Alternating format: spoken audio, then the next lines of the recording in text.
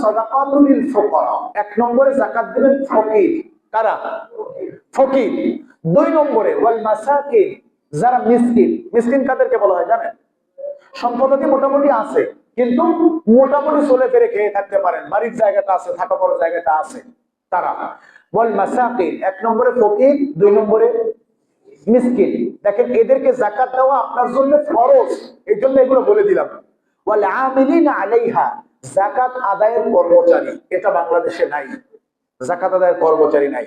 ওয়াল আমিলিনা আলাইহা ওয়াল মুআল্লাফাতি কুলুবুহুম, চিত্ত বিনোদন বা চিত্ত আকর্ষণ। হিন্দু মুসলমান হবে বা হয়েছে, হতে চাচ্ছে, একটা ঘর নাই, একটা বাড়ি নাই, কিভাবে কি করবে, মুসলমান হয় কোথায় থাকবে, আপনার কাছে প্রশ্ন রেখেছেন।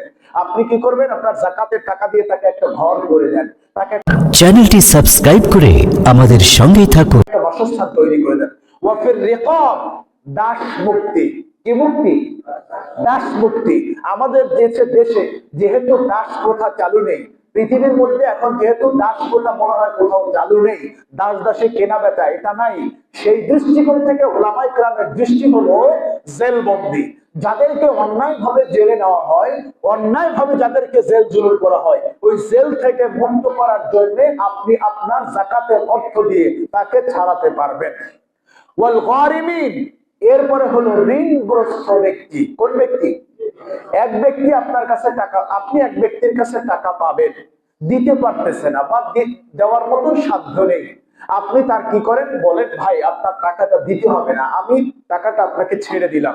কিন্তু যদি হয়তো ওই লোকটা একটু প্রেস্টিজওয়ালা, হয়তো দেখা যায় যে আপনার টাকাটা দিতে চেয়েও দিতে পারতেছে না, এই মুহূর্তে যদি আপনি তাকে বলেন আমার যে যাকাতের অংশ আছে আপনাকে আমি যাকাত দিয়ে দিলাম, ওই ব্যক্তি খুশি হবে না, ওই ব্যক্তি বেজার হবে। আপনার যদি সাধ্যে থাকে আপনি বলবেন, ভাই হাত ধরে কোলাকুলি করে কানে কানে গিয়ে বলে দেন, ভাই আপনার কাছে আমি 10 টাকা পাইতাম না, ওইটা দিতে হবে না, আমি ওটা ছেড়ে দিলাম।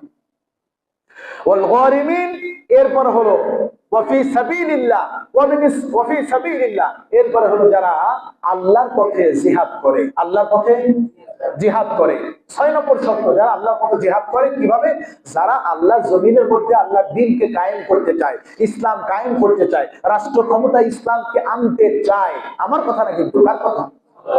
ওয়াফি সাবিলিল্লাহ, যারা নাকি জিহাদ ফি সাবিলিল্লাহ, যারা আল্লাহর পথে জিহাদ করে চলছে, তারা জিহাদ করার জন্য, এই দাওয়াতি কাজ করার জন্য একটা মোটরসাইকেল কিনতে পারতেছে না।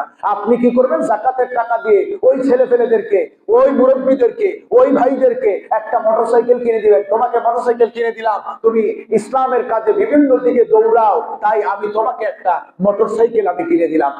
এই কাজগুলি সাহাবায়ে কেরামদের যুগে তারা করতো কি? ওয়াফি সাবিলিল্লাহ মানে হলো তারা যাকাতের অর্থ দিয়ে তীর, ধনুক, বল্লম, বর্ম, অস্ত্র এগুলি তারা কিনে দিত।